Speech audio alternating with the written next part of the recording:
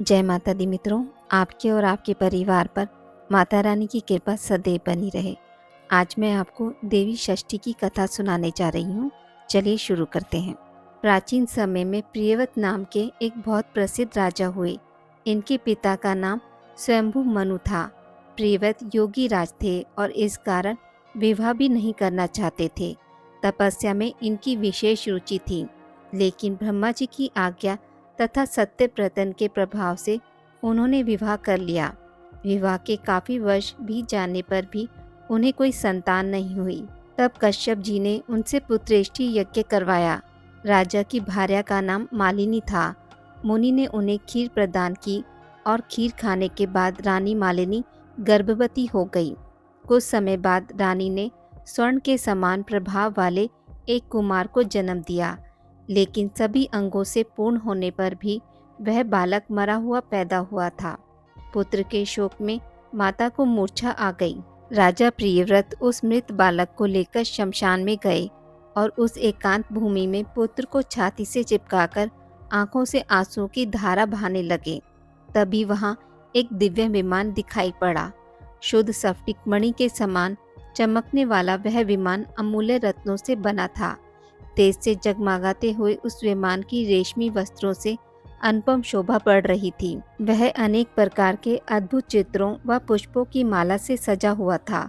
उस विमान में मन को मुग्ध करने वाली एक सुंदर देवी को राजा प्रियव्रत ने देखा।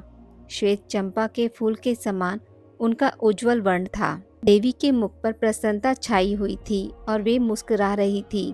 रतन में आभूषण उनकी शोभा बढ़ा रहे थे और योग शास्त्र में पारंगत वे देवी भक्तों पर अनुग्रह करने के लिए आतुर थी। ऐसा जान पड़ता था कि मूर्तिमती कृपा ही हो। देवी को सामने देख राजा ने बालक को जमीन पर रख दिया और बड़े आदर के साथ देवी की पूजा तथा स्तुति की। उस समय वे स्कंद की प्रिया देवी षष्ठी अपने तेज से देदीप्यमान थी। उनका शांत विग्रह ग्रीष्मकालीन सूर्य के समान चमचमा रहा था। उन्हें प्रसन्न देख राजा ने पूछा, सुशोभने कांते सुव्रते वराहे, तुम कौन हो? तुम्हारे पति कौन है और तुम किसकी कन्या हो? तुम स्त्रियों में धन्यवाद तथा आदर की पात्र हो। जगत को मंगल प्रदान करने में प्रवीण तथा देवताओं को रण में सहायता पहुंचाने वाली वे भगवती देवसेना थी। पूर्व समय में देवता दैत्यों से परास्त हो चुके थे। इन देवी ने स्वयं सेना बनकर और देवताओं का पक्ष लेकर युद्ध किया था। इनकी कृपा से देवता विजयी हो गए थे, अतएव इनका नाम देवसेना पड़ गया। महाराज प्रियव्रत की बात सुनकर ये उनसे कहने लगी, राजन, मैं ब्रह्मा की मानसी कन्या हूँ। जगत पर शासन करने वाली मुझ देवी का नाम देवसेना है। विधाता ने मुझे उत्पन्न करके स्वामी कार्तिकेय को सौंप दिया है। मैं संपूर्ण मातृकाओं में प्रसिद्ध हूँ। स्कंद की पतिव्रता भार्या होने का गौरव मुझे प्राप्त है। भगवती मूल प्रकृति के छठे अंश से प्रकट होने के कारण विश्व में मैं देवी षष्ठी के नाम से प्रसिद्ध हूँ। मेरे प्रसाद से पुत्रहीन व्यक्ति सुयोग्य पुत्र, प्रियाहिंजन प्रिया, दरिद्री धन तथा कर्मशील पुरुष कर्मों के उत्तम फल प्राप्त कर लेते हैं। राजन, सुख दुख भय शोक हर्ष मंगल संपत्ति और विपत्ति ये सब कर्म के अनुसार होते हैं। अपने ही कर्म के प्रभाव से पुरुष अनेक पुत्रों का पिता होता है और कुछ पुत्रहीन भी हो जाते हैं। किसी को मरा हुआ पुत्र तो किसी को दीर्घजीवी पुत्र प्राप्त होता है। ये सब कर्म का ही फल है। गुणी अंगहीन अनेक पत्नियों का स्वामी, भार्या रहित, रूपवान, रोगी और धर्मी होने में मुख्य कारण कर्म ही है। कर्म के अनुसार ही व्याधि होती है और पुरुष आरोग्यवान भी होता है। अतएव राजन, कर्म सबसे बलवान है। यह बात श्रुति में कही गई है। इस प्रकार कहकर देवी षष्ठी ने उस बालक को उठा लिया और अपने महान ज्ञान के प्रभाव से खेल खेल में ही उसे पुनः जीवित कर दिया। अब राजा ने देखा तो स्वर्ण के समान प्रभाव वाला वह बालक हंस रहा था। अभी महाराज प्रियव्रत उस बालक को देख ही रहे थे कि देवी देवसेना उस बालक को लेकर आकाश में जाने को तैयार हो गई। यह देख राजा के कंठ, ओष्ठ तथा तालु सूख गए। उन्होंने पुनः देवी की स्तुति की। तब संतुष्ट हुई देवी ने राजा से वेदोक्त वचन कहा, तुम स्वयंभू मनु के पुत्र हो। त्रिलोकी में तुम्हारा शासन चलता है। तुम सर्वत्र मेरी पूजा कराओ और स्वयं भी करो। तब मैं तुम्हें कमल के समान मुख वाला यह मनोहर पुत्र प्रदान करूंगी। इसका नाम सुव्रत होगा। इसमें सभी गुण तथा विवेक शक्ति विद्यमान रहेगी। यह भगवान नारायण का कला अवतार तथा प्रधान योगी होगा। इसे पूर्व जन्म की सभी बातें स्मरण रहेंगी। क्षत्रियों में श्रेष्ठ यह बालक 100 अश्वमेध यज्ञ करेगा। सभी इसका सम्मान करेंगे। उत्तम बल से संपन्न होने के कारण यह ऐसी शोभा पाएगा जैसे लाखों हाथियों में सिंह।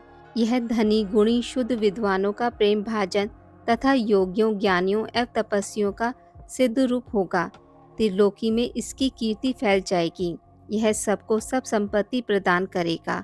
इस प्रकार कहने के पश्चात भगवती देवसेना ने उन्हें यह पुत्र दे दिया। राजा प्रियव्रत ने पूजा की सभी बातें स्वीकार कर ली।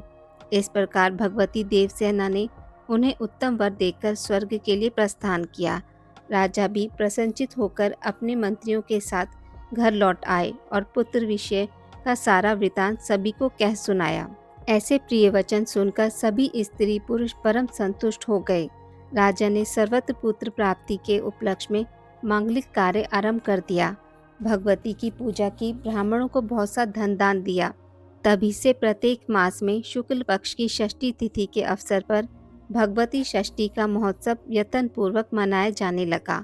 बालकों के प्रसव गृह में छठे दिन, 21वें दिन तथा अन्नप्राशन के शुभ समय पर यत्न पूर्वक देवी की पूजा होने लगी। सर्वत्र इसका पूरा प्रचार हो गया और राजा प्रियव्रत भी स्वयं इसकी पूजा करते थे। भगवती देवसेना का ध्यान, पूजन और स्तोत्र इस प्रकार है। जो प्रसंग सामदेव की कोथमी शाखा में वर्णित है। शालिग्राम की प्रतिमा कलश अथवा वट के मूल भाग में या दीवार पर पुतलिका बनाकर प्रकृति के छठे अंश से प्रकट होने वाली शुद्ध स्वरूपिणी इन भगवती की पूजा करनी चाहिए। विद्वान पुरुष इनका इस प्रकार ध्यान करें। सुंदर पुत्र, कल्याण तथा दया प्रदान करने वाली ये देवी जगत की माता हैं। श्वेत चंपक के समान इनका वर्ण है। रतन में भूषणों से अलंकृत है। इन परम पवित्र स्वरूपिणी भगवती देवसेना की मैं उपासना करता हूँ। विद्वान पुरुष इस प्रकार ध्यान करने के पश्चात भगवती को पुष्पांजलि समर्पण करें। पुनः ध्यान करके मूल मंत्र से इन साध्वी देवी की पूजा करने का विधान है। पाग, अर्घ्य, आचमनीय, गंध, पुष्प, धूप, दीप, विविध प्रकार के नैवेद्य तथा सुंदर फल द्वारा भगवती की पूजा करनी चाहिए।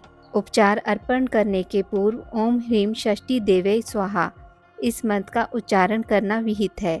पूजक पुरुष को चाहिए कि यथाशक्ति इस अष्टाक्षर महामंत्र का जप भी करे। तदंतर मन को शांत करके भक्ति पूर्वक स्तुति करने के पश्चात देवी को प्रणाम करें। जो पुरुष देवी के उपयुक्त अष्टाक्षर महामंत्र का 1 लाख जप करता है उसे अवश्य ही उत्तम पुत्र की प्राप्ति होती है। ऐसा ब्रह्मा जी का कथन है।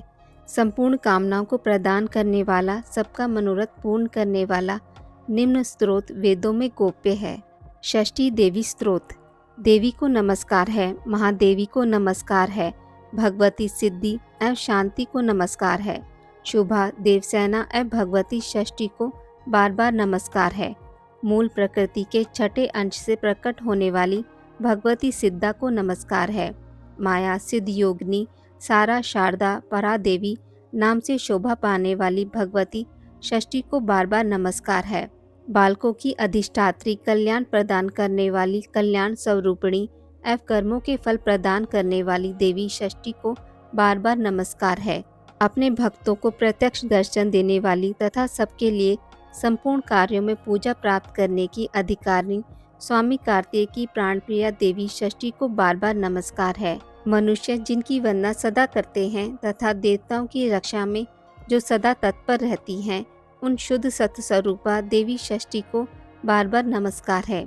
सुरेश्वरी, तुम मुझे धन दो, प्रिय पत्नी दो और पुत्र देने की कृपा करो।